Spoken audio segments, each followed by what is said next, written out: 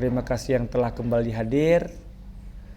Kita sama-sama di sini membahas berkenaan dengan mata kuliah Teknologi Bahan Konstruksi dengan tema bahan perekat hidrolis ya.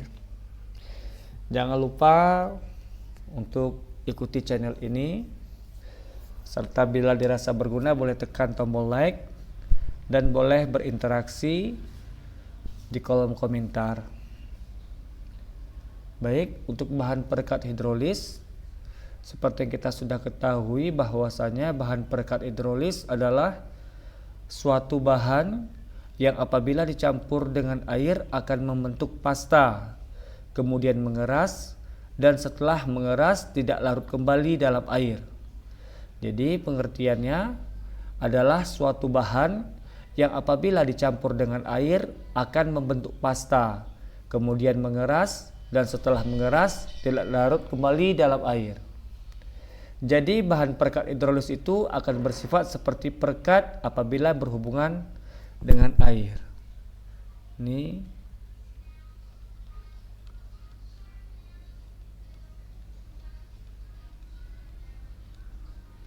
jadi ada beberapa perekat hidrolis yang biasa digunakan.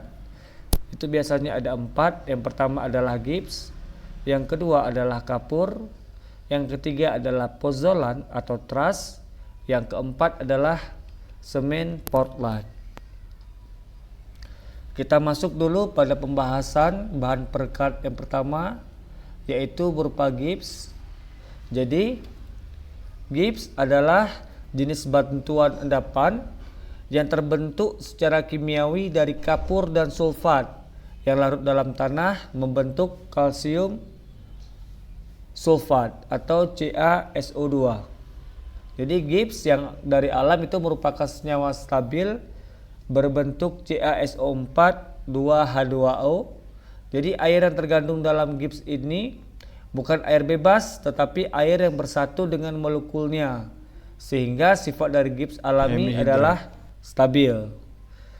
Apabila gips alami dipanaskan pada suhu di atas 100 derajat, maka sebagian air molekulnya terlepas dan membentuk CaSO4 setengah H2O yang biasa disebut dengan gips. Jadi untuk proses pembuatan gips hemidrat ini ada beberapa tahap. Yang pertama adalah batuan alam yang dipanasi. Jadi untuk pembuatan proses gips itu ada beberapa step. Yang pertama, batuan gips dari alam dipanasi terlebih dahulu pada suhu kurang lebih 60 derajat sampai dengan 65 derajat supaya mudah digiling menjadi tepung gips. Langkah kedua, tepung hasil gilingan kemudian dipanggang pada tromol berputar dengan suhu tidak boleh lebih dari 170 derajat. Jadi pemanggangan dilakukan selama 1 jam pada suhu tetap, kemudian diangkat dan disimpan pada tempat kering. Tepung gips hasil pemanggangan digiling halus dan diayak sehingga kehalusan lolos pada saringan itu berada pada 170 mes. Tepung gips yang sudah diayak disimpan pada tempat yang tertutup rapat. Lalu gips hemihidrat ini digunakan sebagai adukan akan mengalami pengerasan dalam waktu 5 sampai 10 menit. Jadi ada beberapa sifat-sifat gips. Yang pertama, bila gips alam dipanasi pada suhu di atas 40 derajat, maka air hablurnya mulai menguap. Lalu yang kedua, bila gips alam dipanasi sampai suhu 130 derajat sampai 170 derajat, tidak semua air hablurnya menguap sehingga gips mempunyai sifat cepat dapat menarik air kembali. Gips ini disebut dengan gips hemihidrat. Gips jenis ini yang digunakan sebagai bahan perekat hidrolis. Jadi ini adalah reaksi kimia untuk gips hidrat ya, apabila dipanaskan pada suhu 150 derajat.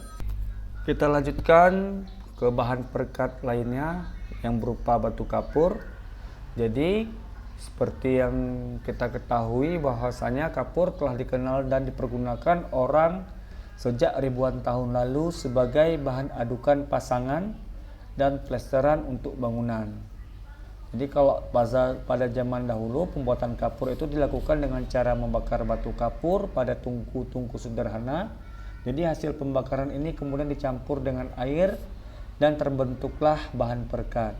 Pada saat ini kapur banyak digunakan dalam bidang pertanian, industri kimia farmasi, industri baja, industri karet, industri kertas, industri gula, industri semen dan lain-lain.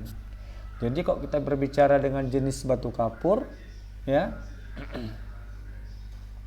Jadi sifat batu kapur yang sangat dipengaruhi oleh pengotoran atau tercampurnya unsur-unsur lain. Oleh karena itu, jenis batu kapur dibedakan menurut kemurniannya. Yang pertama ada CaCO3 atau batu kapur kalsium dengan kemurnian tinggi, yang dimana bila unsur lain itu dia lebih kecil daripada 5%.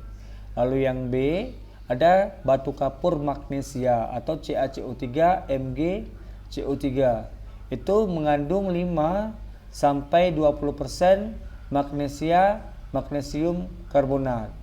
Yang ketiga ada batu kapur dolomit yang bila mengandung magnesium karbonat sebesar 30% tetapi lebih kecil daripada 44%.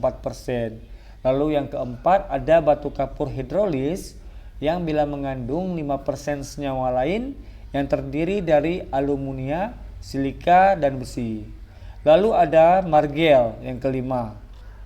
Adalah batu kapur yang tercampur tanah liat, didapat dalam bentuk gumpalan lunak dan mudah terlepas. Batu kapur jenis ini biasa digunakan sebagai bahan dasar semen. Lalu yang keenam ada marmer dan batu kapur padat. Batu kapur ini mengandung bermacam-macam senyawa lain yang mengalami metamorfos sehingga mempunyai warna bermacam-macam, bentuk kristal berbeda-beda, dan keadaannya padat dan keras.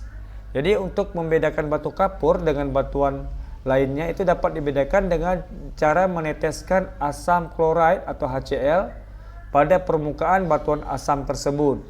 Jadi asam klorida akan bereaksi dengan batu kapur. Untuk reaksinya bisa dilihat di layar.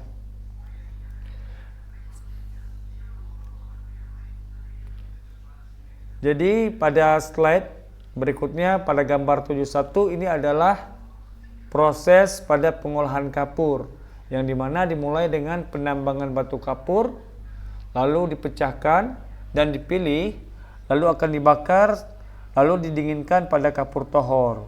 Jadi siklus ini diproses ada dua ya, ada yang dengan menggunakan proses basah, lalu ada yang menggunakan dengan proses kering.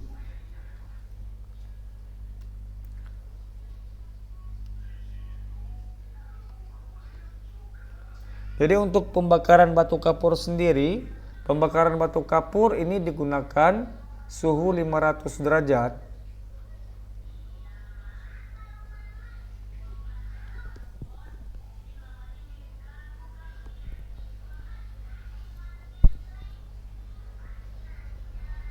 Sekarang kita masuk pada pembahasan pembakaran batu kapur.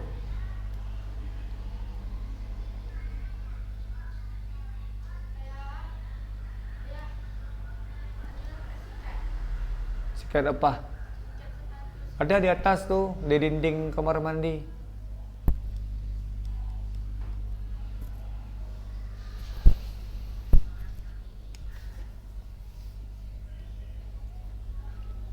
Sekarang kita masuk pada pembahasan batu kapur berkenaan dengan pembakaran batu kapur. Jadi, pembakaran batu kapur pada suhu 500 derajat Celcius itu tidak banyak berpengaruh, hanya menguapkan air yang dikandungnya saja. Jika dipanaskan terus, pada suhu tertentu batu kapur akan mengurai dan merubah molekulnya. Batu kapur kalsium atau CaCO3 itu mengurai pada suhu 900 derajat Celcius. Dan batu kapur magnesium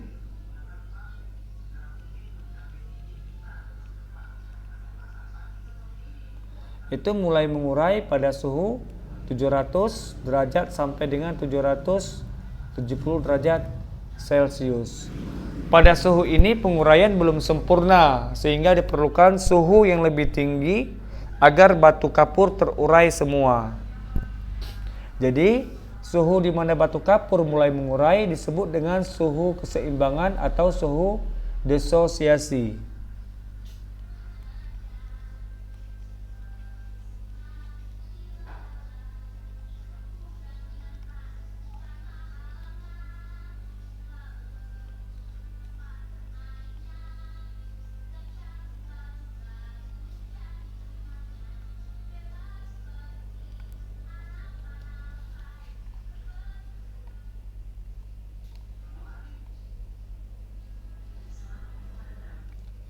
Untuk suhu pembakaran batu kapur yang ideal itu adalah berkisar dari 1000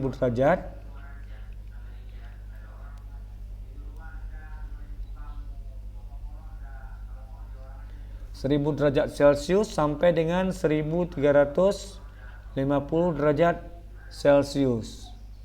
Jadi kalau pada suhu ini penguraian mula-mula terjadi pada permukaan batu kapur. Kemudian perlahan-lahan pada bagian butirnya. Waktu yang diperlukan tergantung dari besarnya ukuran butir batu kapur yang dibakar.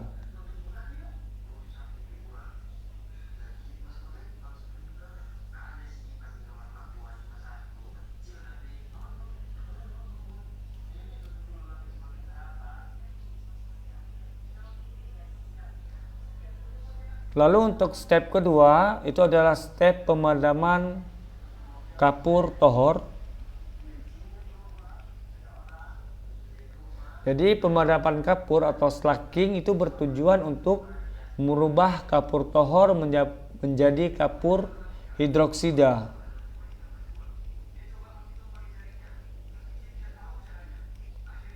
Jadi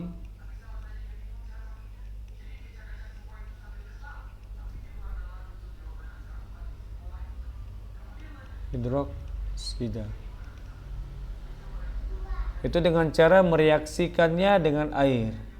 Jadi untuk pemadaman kapur itu dia ada dua untuk pemadaman kapur. Yang pertama adalah pemadaman kering, lalu yang kedua adalah dengan cara pemadaman basah.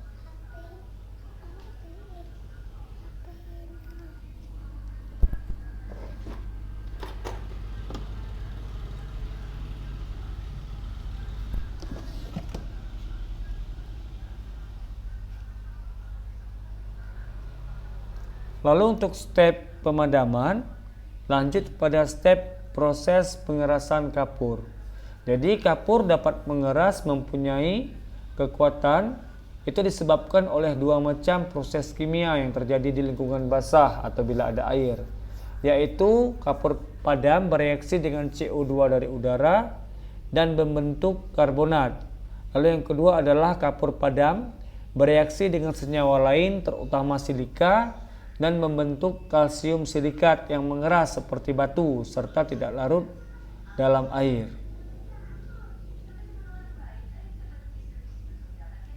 Jadi untuk pengerasan dengan CO2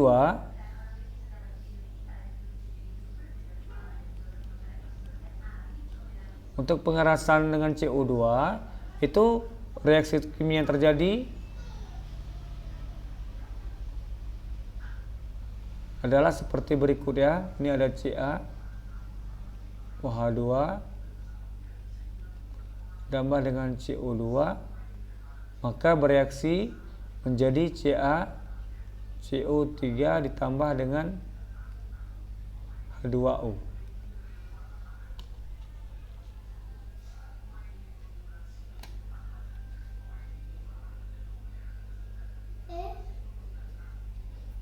Sedangkan untuk pengerasan dengan senyawa lain, ini terjadi pada adukan yang dibuat dari kapur dan pasir.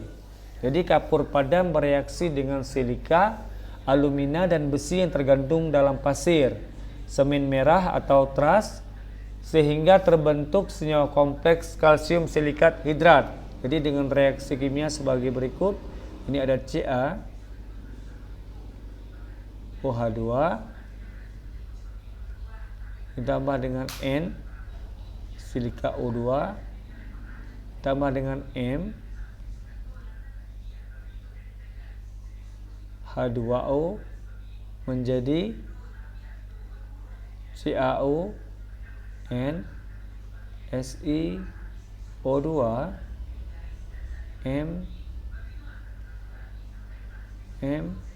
H2O atau disebut dengan kalsium silikat hidrat.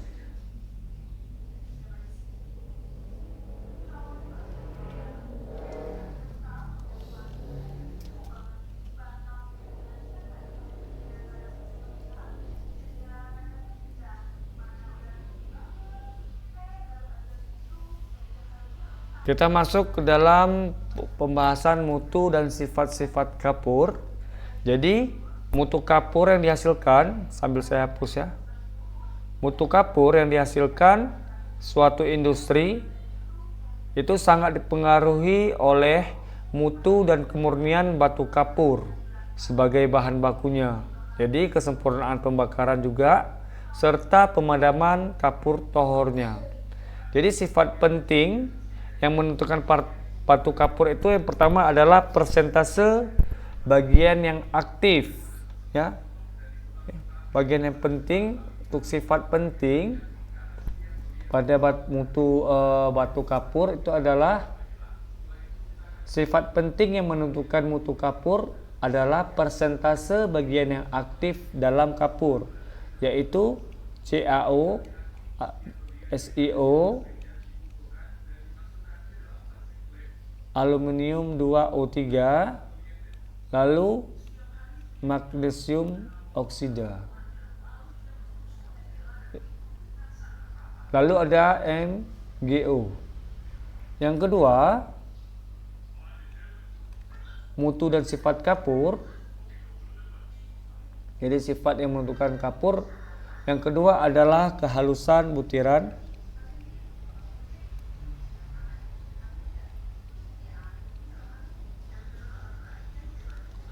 Yang ketiga, kekekalan.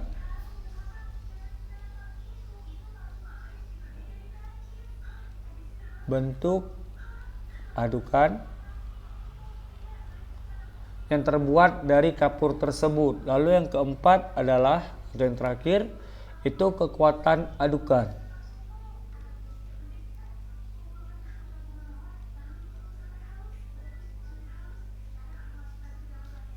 Yaitu berupa kuat tekan adukan yang terbuat dari campuran kapur,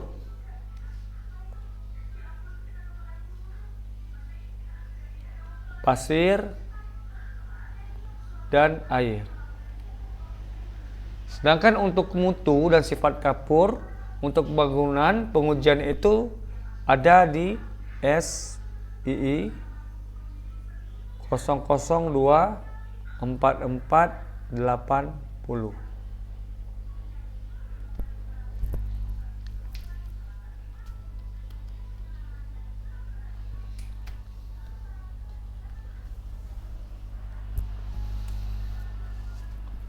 Yang ketiga, sekarang kita masuk ke pozolan atau truss. Jadi, truss atau pozolan adalah suatu jenis bahan galian yang berasal dari pelapukan mineral deposit vulkanik. Atau truss disebut juga dengan pozolan karena pertama kali ditemukan oleh bangsa Roma kuno.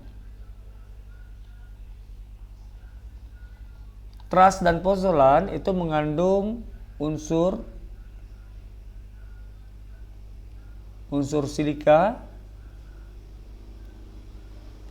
besi,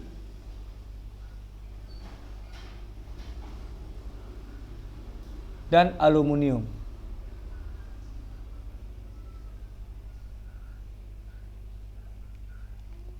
Yang tidak mempunyai sifat penyeminan. tetapi dalam bentuk serbuk halus dan bila dicampur dengan air dapat bereaksi dengan kalsium hidroksida pada suhu ruangan dan membentuk senyawa yang mempunyai sifat semen, yaitu mengalami proses pengerasan setelah keras tidak larut dalam air.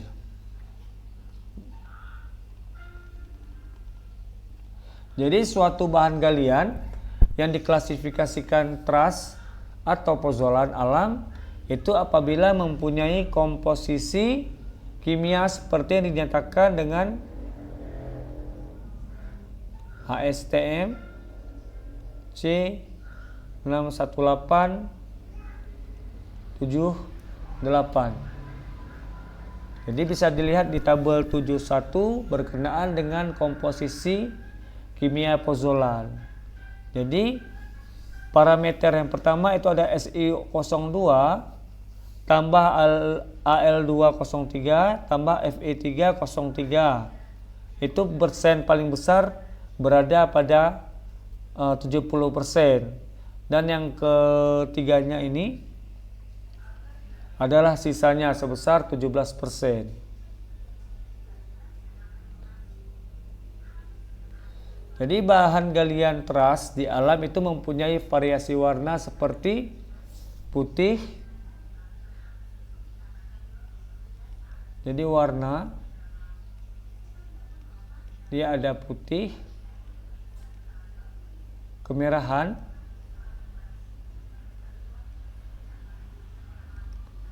kecoklatan,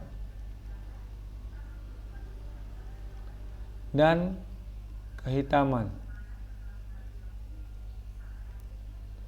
Itu perbedaan warna tergantung pada unsur kimianya yang dominan. Sedangkan untuk syarat mutu pozolan menurut Yayasan Dana Normalisasi Indonesia NI20 itu adalah sebagai berikut, bisa dilihat di tabel berikut.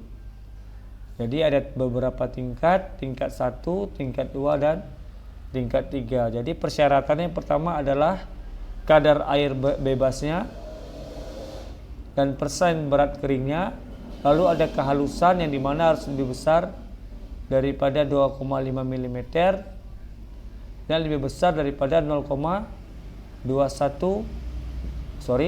Kehalusan itu harus lebih kecil dari 2,5 mm. Syarat kedua, kehalusan lebih kecil 2,5 mm dan lebih besar dari 0,21 mm.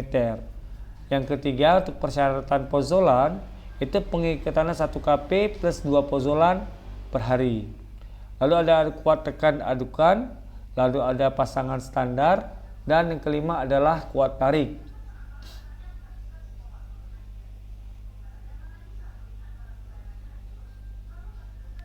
Jadi trust sendiri dalam keadaan tidak memiliki sifat-sifat khas semen, tetapi bila direaksikan dengan kapur dan air dalam perbandingan tertentu akan menghasilkan suatu massa yang memiliki sifat-sifat seperti semen.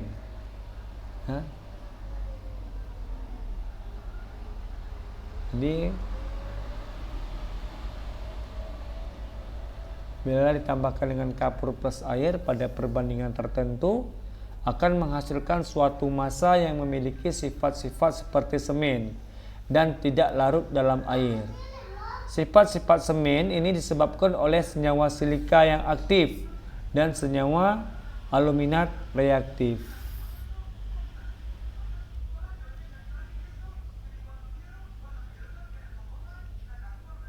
Pozolan atau trust sendiri dibedakan menjadi 2 jenis, yaitu buatan dan alam. Jadi 2 jenis. Yang pertama adalah buatan, lalu yang kedua adalah alam.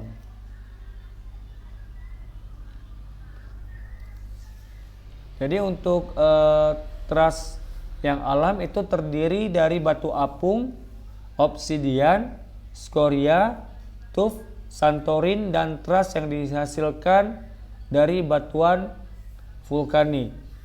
Lalu ada trust yang mengandung silika halus, amop, yang tersebar dalam jumlah banyak dan dapat bereaksi dengan kapur jika dicampur dengan air. Kemudian membentuk silikat dan mempunyai sifat-sifat hidrolik. Sedangkan untuk teras buatan itu meliputi abu arang batu,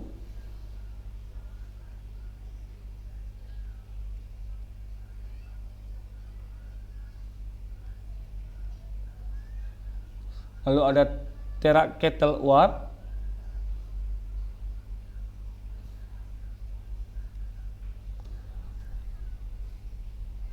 dan hasil tambahan dari pengolahan biji boksit.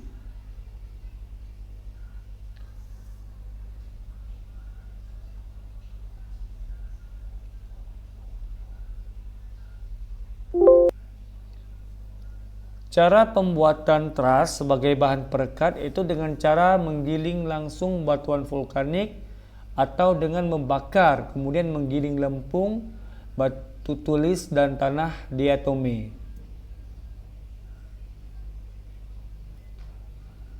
Jadi, semen teras jarang sekali digunakan untuk pembuatan beton karena kuat tekannya rendah, tetapi biasa digunakan untuk membuat adukan pasangan tembok, plesteran, dan sebagai campuran pembuatan bataku.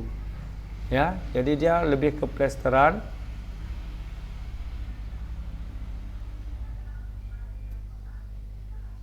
Lalu ada bahan campuran.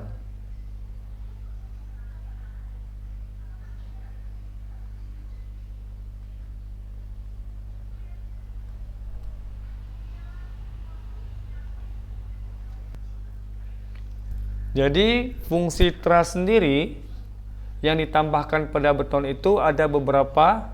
Yang pertama, itu dapat meningkatkan workability betonnya. Fungsi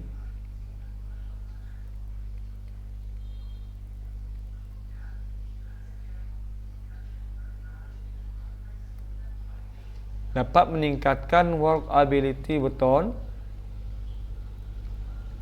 Lalu yang kedua, memperlambat pengerasan beton.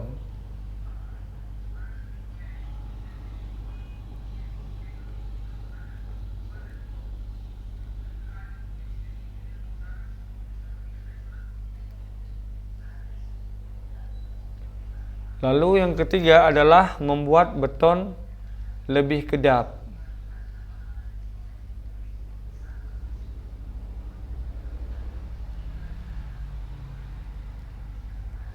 Lalu yang keempat adalah meningkatkan ketahanan beton terhadap pengaruh sulfat. Yang keempat itu meningkatkan ketahanan beton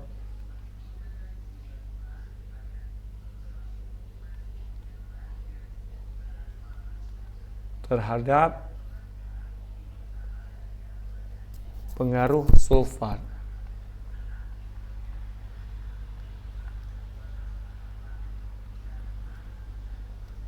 Lalu yang kelima itu meningkatkan ketahanan terhadap pengaruh alkali reaktif pada agregat.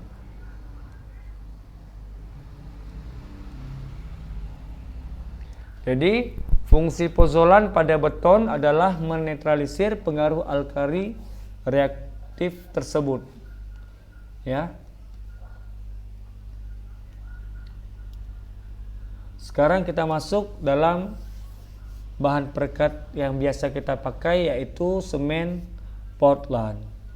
Jadi semen Portland adalah bahan perekat hidrolis, yaitu bahan perekat yang dapat mengeras bila senyawa dengan air, ya, bila bersenyawa dengan air dan membentuk benda padat yang tidak larut dalam air.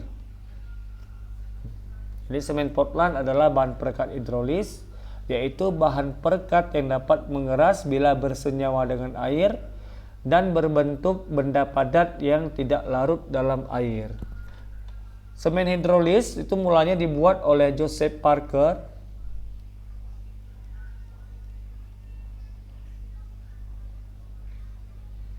Park. Ini semen hidrolis.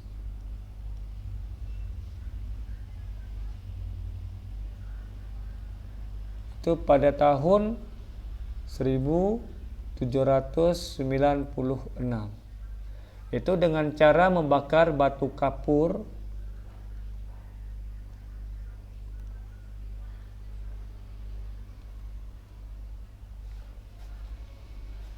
argillaceous.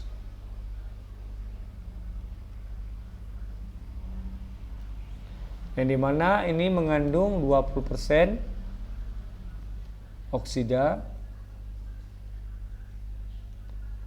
silika, alumina maksudnya, lalu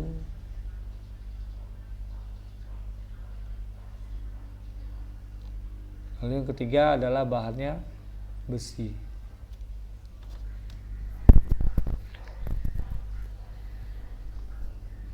Jadi pada tahun 1824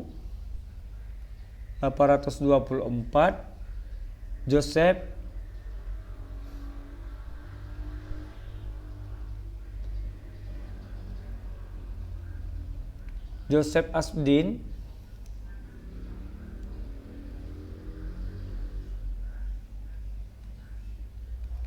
ini mematenkan jenis semen yang dibuat dengan membakar batu kapur yang mengandung tanah liat dari Pulau Portland di Dorset, Inggris. Jadi semen jenis inilah yang pertama membawa nama semen Portland.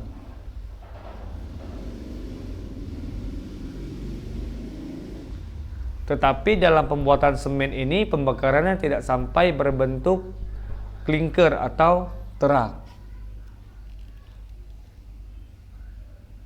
Di Indonesia, pabrik semen pertama kali didirikan di Indrarung, Sumbar, tahun 1911. Terus tahun 1911. Jadi pada tahun 1955, pabrik semen Gresik mulai menggunakan tungku putar. Ya, lalu pada tahun 1968 dibangunlah pabrik semen di Tonasa, Ujung Pandang, dan pada tahun 1970 di Cibinong, kemudian Batu Raja, Andalas, dan Kupang. Untuk bahan baku, itu semen Portland dibentuk dari oksida utama, yaitu kapur,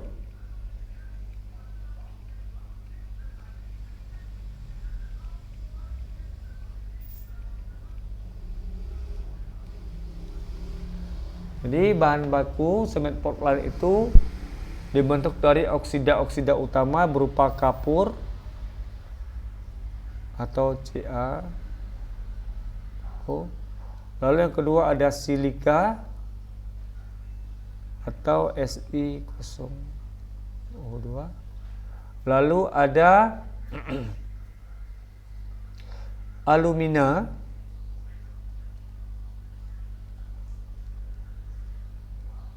atau Al2O3.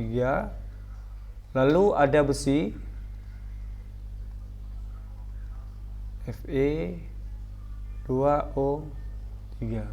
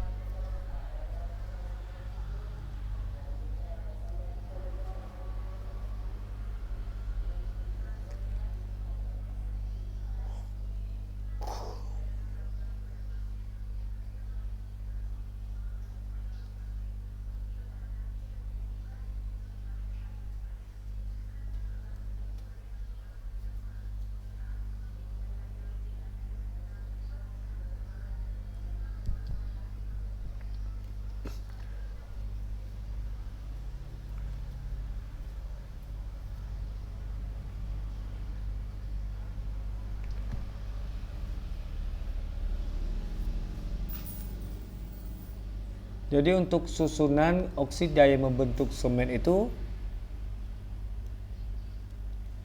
terdiri dari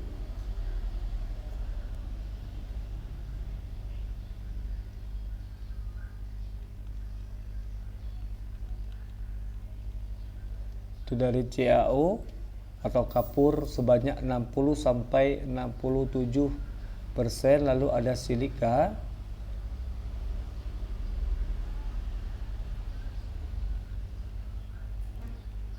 sebanyak antara 17 sampai 25%, lalu ada alumina itu antara 3 sampai 8%, lalu ada besi itu 0,5 sampai 6%, lalu ada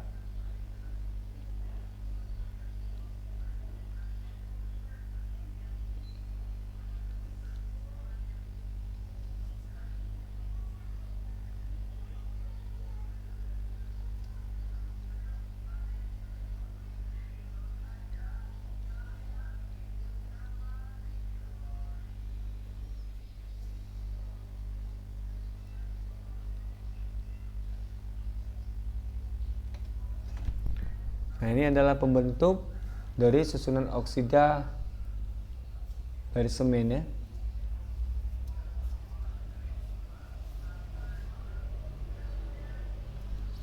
Jadi semen Portland sendiri itu ada pengaruh terhadap airnya.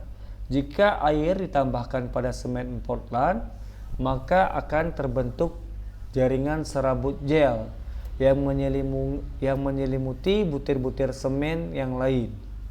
Di dalam gel ini terdapat air pembentuk gel yang jumlahnya tertentu dan air bebas yang jumlahnya tergantung dari jumlah air pencampuran. Lalu senyawa CS3 dan C2S, senyawa C3S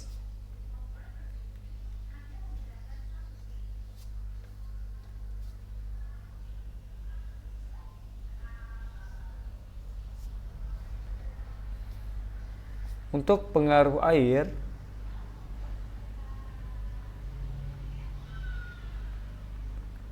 pada semen Portland itu jika ditambahkan pada semen Portland itu akan membentuk jaringan serabut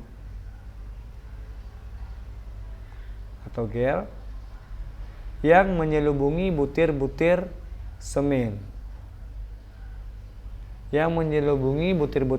yang lain, yang dimana di dalam gel ini terdapat air pembentuk gel yang jumlahnya tertentu.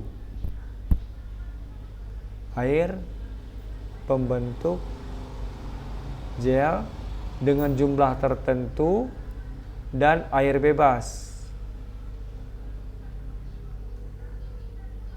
Dan air bebas yang jumlahnya tergantung jumlah air pada pencampuran PC. Lalu senyawa C3S dan C2S pada semen bila bertemu dengan air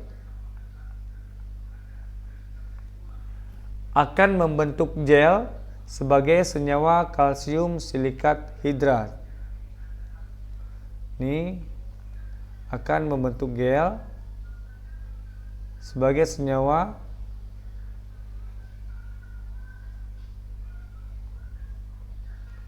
kalsium silikat hidrat.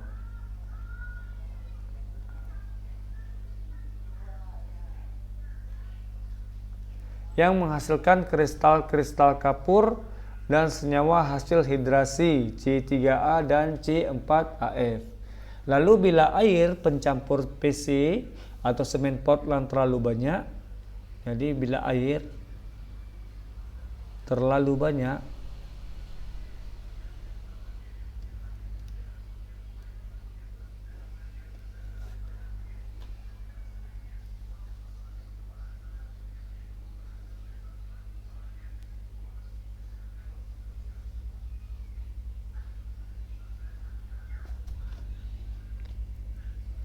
Akibat adanya pengeringan, maka air bebas yang terdapat di dalam gel akan cepat menguap sehingga gel menjadi poros. Nih, bila air pencampur semen terlalu banyak akibat adanya pengeringan,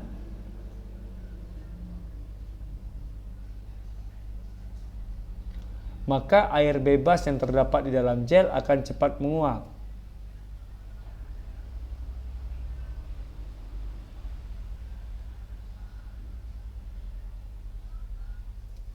Jadi sehingga gel menjadi poros atau berpori. Yang dimana ini mengakibatkan gel menyusut banyak sehingga terjadi retakan. Gel menyusut banyak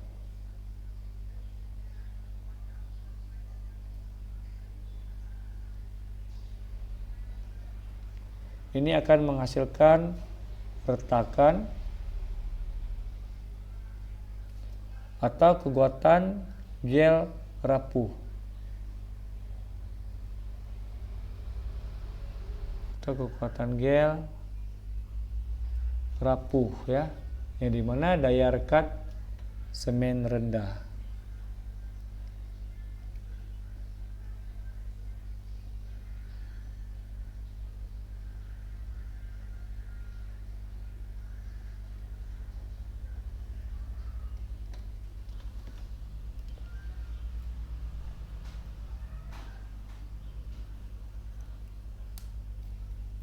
Bisa lihat di layar berkenaan terhadap pengaruh air terhadap PC ya, semen Portland.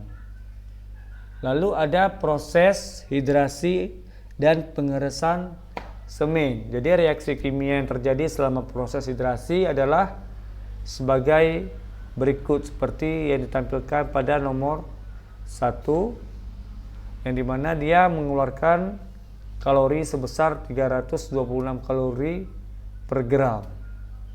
Lalu untuk semen Portland sendiri mempunyai sifat-sifat semen yang dimana sangat dipengaruhi oleh susunan senyawa dan oksida-oksida lain yang merupakan pengotoran.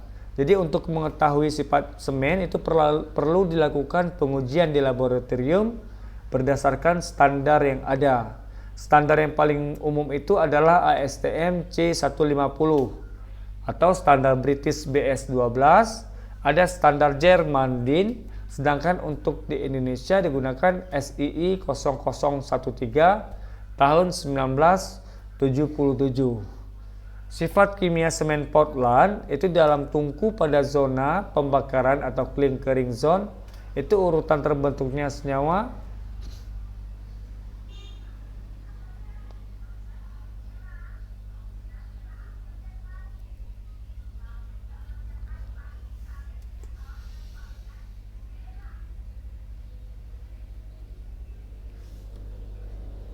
sifat-sifat kimia semen Portland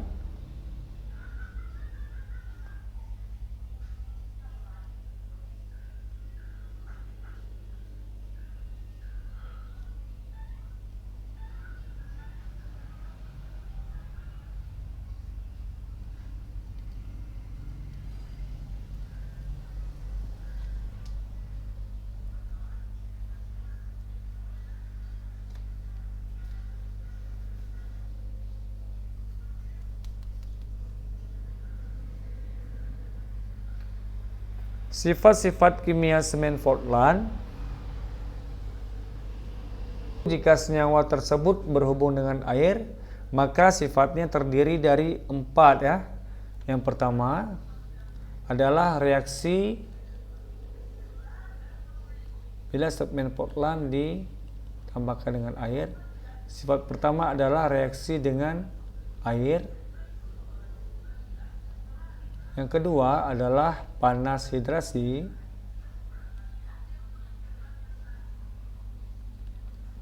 Yang ketiga adalah nilai rekatan. Yang keempat adalah pengembangan